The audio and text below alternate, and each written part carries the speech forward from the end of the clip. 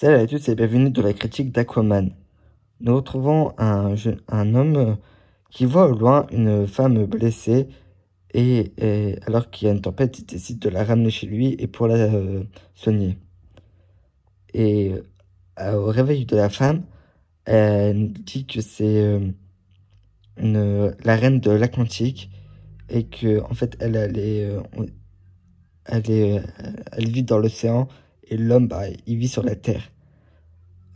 Mais ces deux personnages vont tomber amoureux et vont avoir un fils du nom de Arthur. Et il, il a des pouvoirs, mais il sait pas à quoi ça consiste. Il sait que sa mère, voilà, il sait que ses pouvoirs viennent un peu de sa mère, mais sans plus. Et ensuite, nous suivons Arthur, Aquaman, qui fait ses trucs de super-héros, c'est-à-dire quand il y a les méchants qui attaquent, il va du coup les combattre, etc., etc. Et en fait, son frère qui connaît pas, parce que sa mère elle avait déjà eu un fils, est roi de l'Atlantique, mais il veut pas faire le bien. Et Aquaman, il y a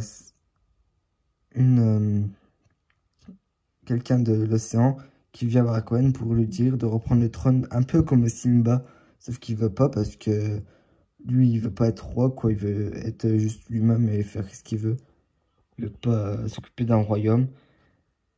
Mais en fait, elle va réussir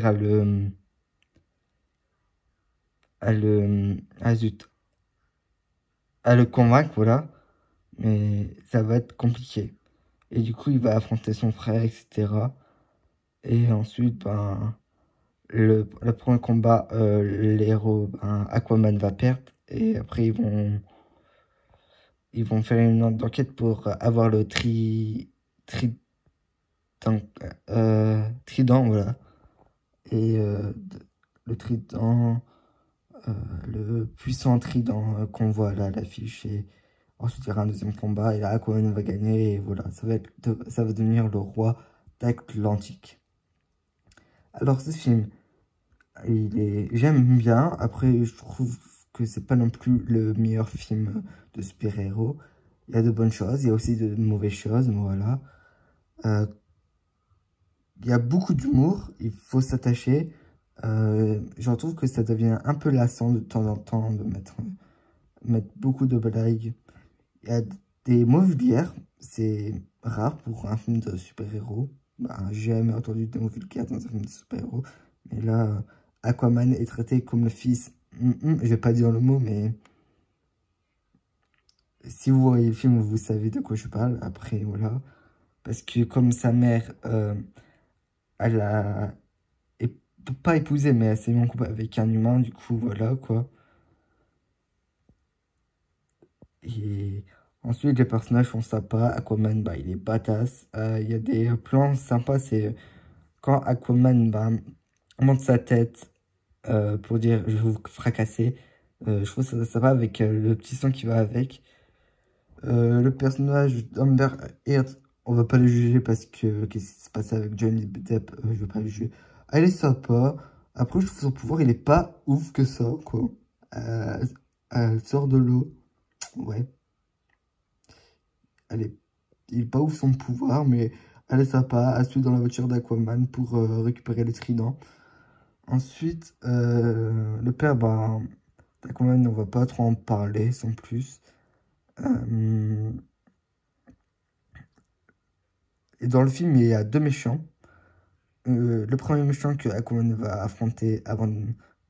Et le deuxième méchant, c'est son frère. Je le trouve pas incroyable, mais en fait, ils sont sympas. C'est pas de grands méchants, ils vont pas te marquer à l'esprit, mais c'est de bons méchants, voilà. Qu'est-ce que je veux dire?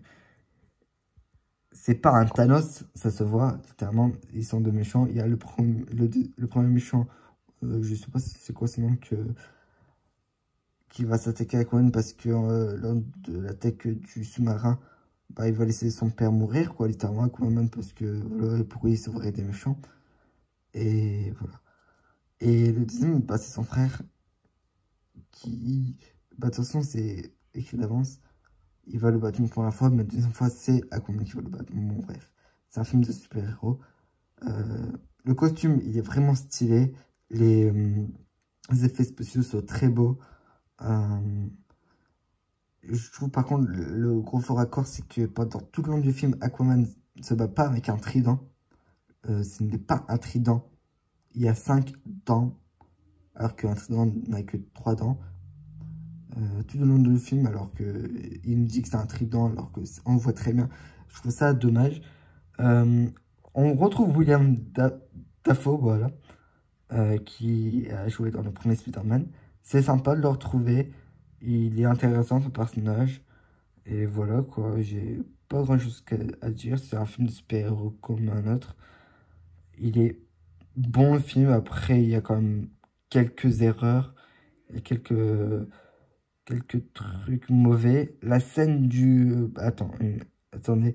La dernière, je vais dire un dernier truc. C'est pour moi la scène, par contre, que j'arrive pas à m'accrocher. C'est la scène où il y a Aquaman et je sais plus la femme là qui est à côté de lui, je sais plus comment elle s'appelle, qui